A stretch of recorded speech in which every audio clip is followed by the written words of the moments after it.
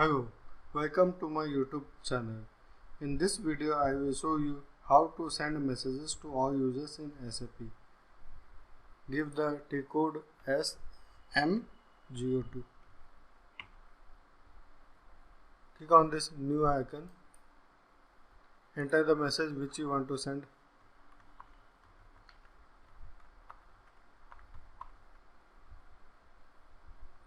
In the server, choose the server.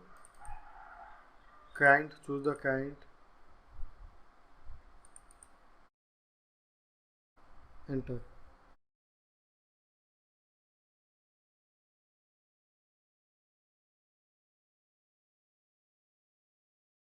You can see in this manner the message will be transmitted to all the users connected in SAP.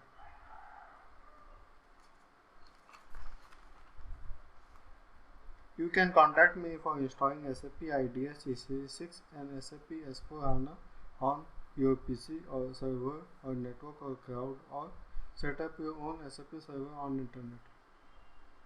It will have the master data, lifetime validity year 9999, a web developer key and FIORI in it.